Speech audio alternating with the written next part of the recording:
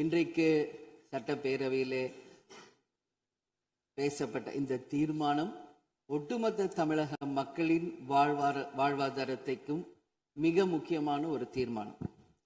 எனவே இதை யாரும் மறுக்கப் போவதும் இல்லை, ஏற்காமல் விடப் போவதும் இல்லை. தமிழ்நாட்டிற்காகவும் தமிழக மக்களின் அத்தனை உரிமைக்காகவும் ஒட்டுமொத்த தமிழகமும் ஒன்றாக தான் இருக்க போகிறோம், அதற்காக போராட போகிறோம்.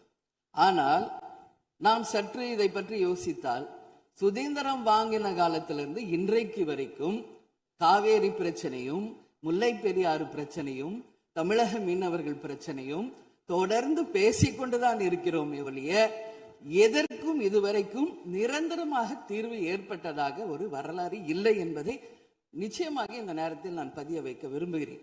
இதற்கு எந்த குறிப்புகளோ படிக்க வேண்டிய அவசியம் இல்லை. இது உணர்வு, நம் மனதிலே ஆழமாக இருக்கும் நம் உணர்வை பதிய வைக்க வேண்டிய இடம் இந்த சட்டமன்றம். இந்த சட்டமன்றமே தமிழக மக்களுக்கானது. தமிழக மக்களின் வரி பணத்தில் நடத்தப்படுவதுதான் இந்த சட்டமன்ற இந்த கூட்டங்கள் எல்லாம். அப்படி இருக்கையில் தமிழக மக்களின் உரிமையை நாம் ஒவ்வொரு முறையும் நம்மை சுற்றி இருக்கின்ற மாநிலங்களிடம் போய் கேரளா, கர்நாடகா, ஆந்திரா, இன்னொரு பக்கம் மீனவர்களுக்காக ஸ்ரீலங்கா என்று தொடர்ந்து கேட்டுக்கொண்டுதான் இருக்கிறேமே ஒழிய தன்னிறைவு பெற்ற ஒரு மாநிலமாக தமிழ்நாடு என்றைக்கு வரப்போகிறது என்பதை தான் நான் இந்த நேரத்தில் சிந்திக்கிறேன்.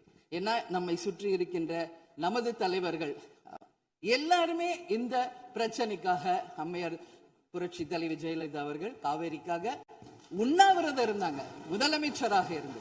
கலைஞர் அவர்கள் இதற்காக பல போராட்டங்கள் நடத்தினார். அண்ணன் ஸ்டாலின் அவர்கள் பல தீர்மானங்களை நிறைவேற்றி இருக்கிறார்கள். அது மட்டும் இல்லை, இதுவரைக்கும் முதல்வராக இருந்த அத்தனை பேருமே இதற்காக நாம பேசி இருக்கிறோம், போராடுகிறோம், சட்ட ரீதியாக நாம் அதற்கான தீர்வுகளை காண்கிறோம். அது மட்டும் இல்லை, காவிரி மேலாண்மை ஆணையம் ஒரு தீர்ப்பு சொல்றாங்க, உச்ச நீதிமன்றம் ஒரு தீர்ப்பு சொல்றாங்க. எதுவும் பேசியும் இதுவரைக்கும் தீர்வு இல்லை.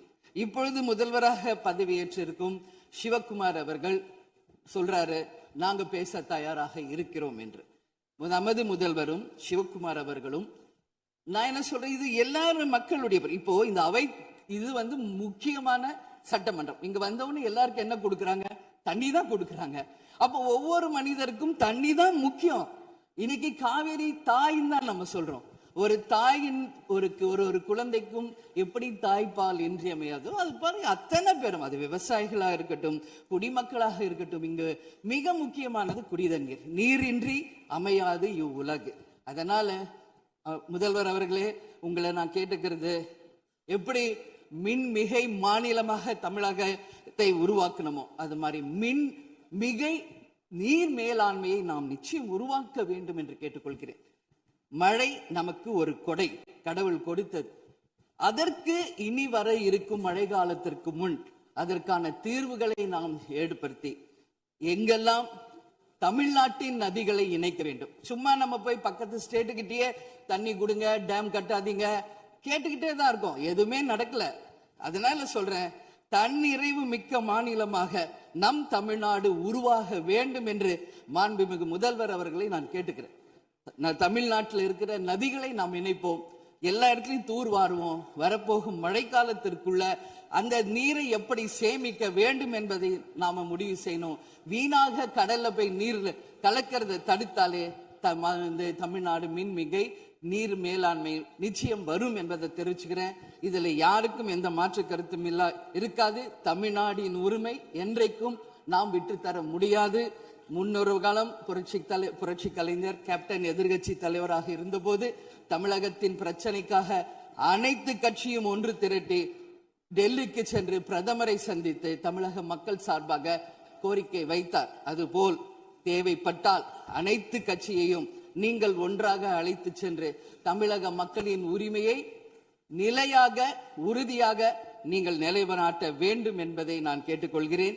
எனவே தேசிய முற்போக்கு திராவிட கழகம் என்றைக்கும் தமிழ்நாட்டின் உரிமைக்காகவும் தமிழக மக்களின் உரிமைக்காகவும் உறுதியாக மேகதாதுவில் அணை கட்டக்கூடாது என்பதிலும் எந்த மாற்று கருத்தும் இல்லை. தீர்மானத்தை வரவேற்கிறேன் என்று கூறி அமர்கிறேன். நன்றி, வணக்கம்.